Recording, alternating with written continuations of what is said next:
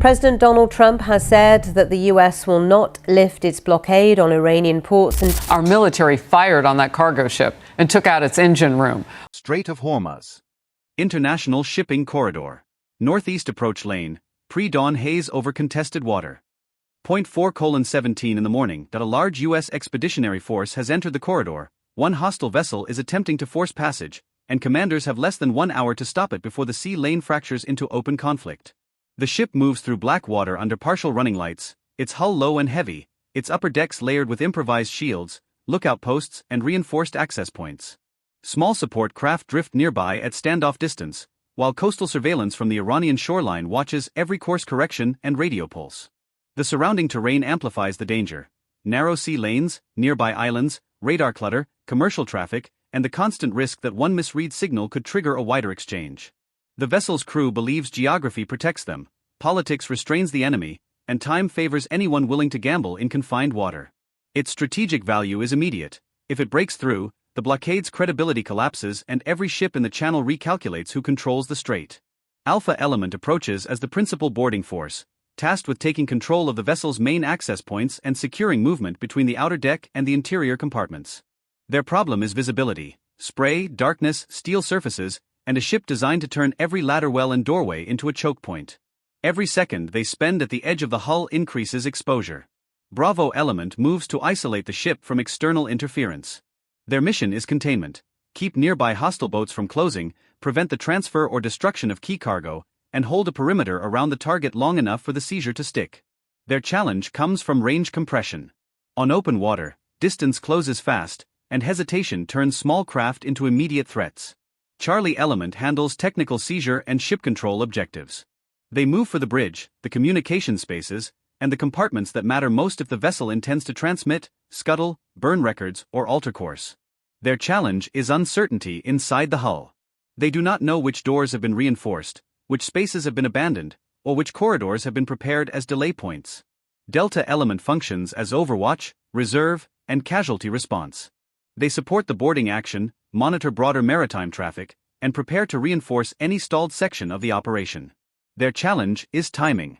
Commit too early and they strip away the reserve. Commit too late and a local setback expands into a ship-wide failure. AT-417, the interception begins under restricted light and compressed radio traffic.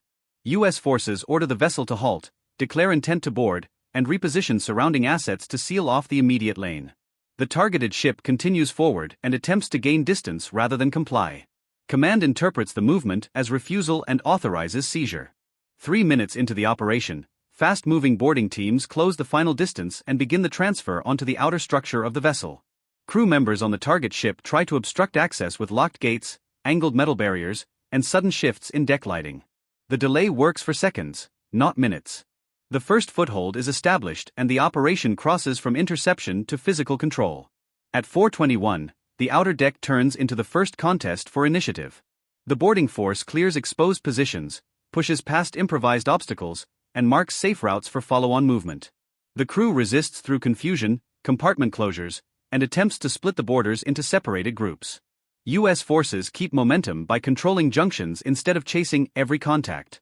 6 minutes into the operation, resistance shifts from the weather deck to the interior. Access hatches close, passageways darken, and ship personnel try to isolate key spaces before the boarders can reach them. The seizure force adapts by prioritizing navigation control, communications denial, and mechanical access over total clearance of every compartment. That decision prevents the defenders from regaining command coherence. At 4:25, nearby reinforcement craft begin moving toward the vessel from an unexpected angle. Their approach threatens to turn a single-ship seizure into a multi-vector maritime engagement. Outer security elements intercept the movement, force separation, and deny the smaller boats any chance to attach, transfer personnel, or extract sensitive material. The first counterattack fails outside effective boarding distance.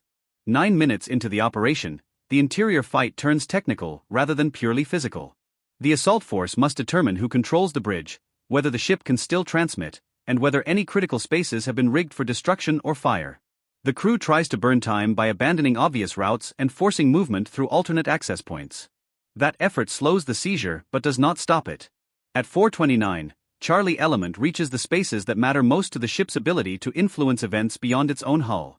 Communications equipment is cut off from coordinated use, navigational authority shifts, and command presence on the vessel begins to collapse. Several crew members attempt to destroy material before it can be taken. They fail to hold the space long enough to complete it. 12 minutes into the operation, the defenders launch an interior ambush from a section presumed clear. The move is disciplined and timed to hit the borders while they transition between control points. Delta element commits its reserve, seals the gap, and prevents the ambush from splitting the seizure force in two. The second counterattack fails because the reserve arrives before momentum breaks. At 4:33, U.S. forces achieve practical control of the bridge and principal movement routes. That does not mean the ship is quiet, it means the defenders can no longer coordinate the ship as a single fighting platform. Isolated holdouts remain below and aft, but they no longer shape the whole battle. The operation shifts from contested entry to structured control. 15 minutes into the operation, technical teams inspect the vessel for sabotage risk, emergency flooding, and destruction of evidence. Boarding forces separate compliant crew from active resistors and begin a compartment-by-compartment lockout of the ship's remaining usable routes. Outside, containment remains intact despite shadowing activity farther off in the lane. The crisis narrows back to the seized ship itself. At 4:37, command receives confirmation that the vessel cannot break the blockade, cannot maneuver freely, and cannot pass information as it intended. That confirmation changes the timeline. What began as a race to stop movement becomes a race to stabilize the situation before outside actors decide to escalate. The pressure remains high because every extra minute on scene increases strategic risk. 18 minutes into the operation, another hostile effort emerges, this time through indirect pressure rather than direct collision. Shore-linked observers, nearby traffic, and fast maneuvering contacts create a cluttered maritime picture designed to overload decisions and force hesitation. U.S. commanders refuse the bait, maintain the exclusion bubble, and keep the seizure force focused on the ship already in hand.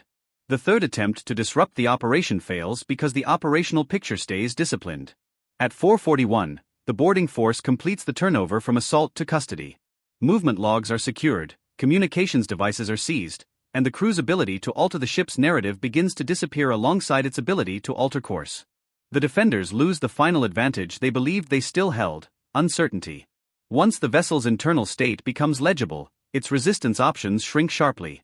21 minutes into the operation, organized opposition aboard the ship collapses into isolated pockets and non-compliance rather than coordinated defense. Medical checks, detainee control, and engineering assessment begin under armed supervision. Outer security remains alert for another approach by small craft, but none penetrates the perimeter. The operation now depends less on violence than on speed, order, and documentation. At 4:45, commanders confirm that the vessel has been seized intact and that its attempted run through the blockade has failed. The remaining task is extraction from immediate danger without creating a new flashpoint in the shipping lane. Forces on scene begin the transition from combat posture to controlled movement and evidence preservation. The ship is no longer a challenger in motion, it is a captured object under custody. 24 minutes into the operation, the broader meaning of the seizure becomes clear to everyone watching by radar, camera, and rumor. The issue is no longer whether one vessel can force passage. The issue is whether a visible act of interception can stand without immediate reversal. No reversal comes.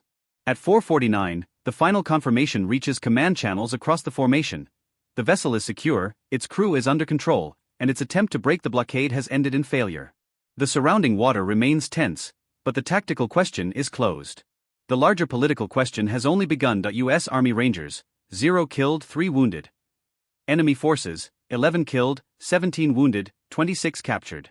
Destroyed, 2 fast attack craft, estimated combined value $3.80 million. Shipboard communications suite, estimated value $1.20 million. Improvised deck fortifications and support equipment, estimated value $600,000.